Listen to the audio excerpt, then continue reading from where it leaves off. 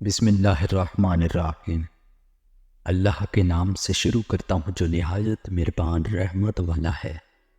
پرانے زمانے کی بات ہے، ایک تاجر تجارت کے غرض سے بغداد پہنچا۔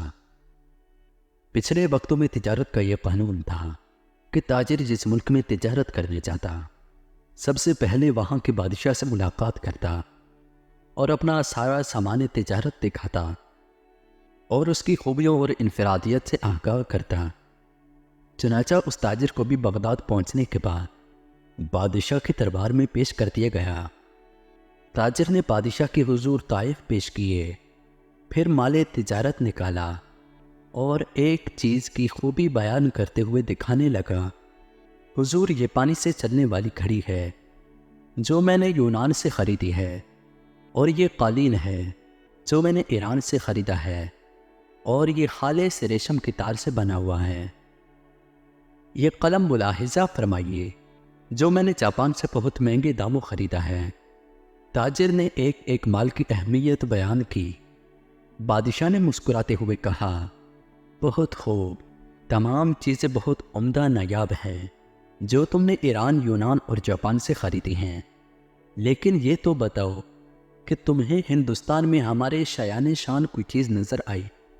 تاجر نے بادشاہ کو متاثر کرنے کے لیے کہا، یوں تو بادشاہ سلامت، آپ کے شایان شان بہت چیزیں تھیں، لیکن جو چیز مجھے پسند آئی اس کو حاصل کرنے کے لیے مجھے کچھ عرصہ وہاں قیام کرنا پڑتا، جبکہ میرے پاس صرف 2 دن کا وقت تھا۔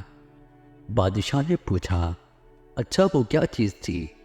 تاجر بولا، جناب وہ ایک موتی ہے، اور اس کی خاص بات یہ ہے کہ وہ دوسروں کو بانٹنے سے بڑھتا ہے، اس کو کوئی چرا بھی نہیں سکتا، اور اس موتی سے بہت سارے زیور بھی بنا کر پہنے جا سکتے ہیں۔ بادشاہ بہت متاثر ہوا اور کہنے لگا، میں اسے حاصل کرنا چاہتا ہوں۔ اس نے فوراً اپنے ایک خاص وزیر کو ماہ سامان و سواری اس ہدایت کے ساتھ رخصت کیا کہ وہ اب وہ موتی لے کر ہی لوٹے۔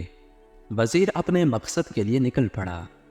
جنگلوں، سمندروں، پہاڑوں اور صحراؤں، غرض یہ کہ ہر جگہ کی خاک چھان ماری، وادی وادی گھوما، ہر شخص سے اس نادر و نایاب موتی کا پوچھا، مگر سب نے یہی کہا کہ ایسا کوئی موتی نہیں ہے جو چوری نہ ہو سکے اور اس سے بہت سارے زیور بن جائیں۔ لوگ اس کی بات سن کر ہنستے اور کہتے، مسافر پاگل ہو گیا ہے۔ یوں ہی مہینوں بیت گئے، نا امیدی کے سائے گہرے ہونے لگے، لیکن بادشاہ کے سامنے ناکام لوٹنے کا خوف اس کو چین نہیں لینے دے رہا تھا۔ وزیر نے ہر ممکن کوشش کر لی کہ ایسا موتی مل جائے، لیکن یہ نہ ملا، سو اس نے واپسی کا ارادہ کر لیا۔ وزیر اپنی ناکامی پر زار و قطار روتا ہوا جنگل سے گزر رہا تھا۔ کافی رات ہو چکی تھی اور وزیر بہت تھک بھی گیا تھا، اور ایک درخت کے پاس آرام کے ارادے سے لیٹا ہی تھا کہ اسی لمحے ایک روشنی اپنی جانب بڑھتی ہوئی نظر آئی۔ پہلے تو وزیر ڈر گیا، مگر پھر ایک آواز نے اس کو حوصلہ دیا، ارے نوجوان، ڈرو مت، میں اچھی پری ہوں، بتا تیرے ساتھ کیا مسئلہ ہے؟ تو مدتوں کا تھکا ہوا مسافر معلوم ہوتا ہے، بتا میں تیری کیا مدد کروں؟ وزیر نے اپنی داستان کہہ سنائی کہ اسے جس موتی کی تلاش تھی وہ کہیں نہیں ملا۔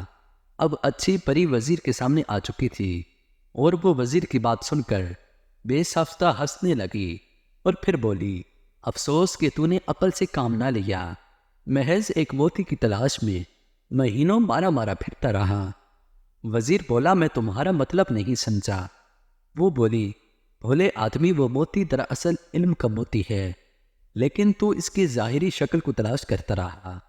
علم تو ایک ایسی شے ہے جسے ہزاروں نام دیے جا سکتے ہیں، کہیں اسے پھلدار درخت کہتے ہیں، تو کبھی سورج سے تشبیہ دیتے ہیں، اور اسے سمندر بھی کہا جاتا ہے، لیکن اسے کوئی چرا نہیں سکتا۔ لیکن اس سے زیور بنانے والی سے وزیر نے حیرت سے پوچھا، اور اس نے مسکراتے ہوئے کہا، علم کی بہت ساری صفات ہیں، تم اس موتی کی صورت کو کیوں تلاش کرتے ہو؟ یاد رکھو، ہر شے کی تاثیر کا تعلق اس کے نام سے نہیں بلکہ اس کے اندرونی خوبیوں سے ہوتا ہے۔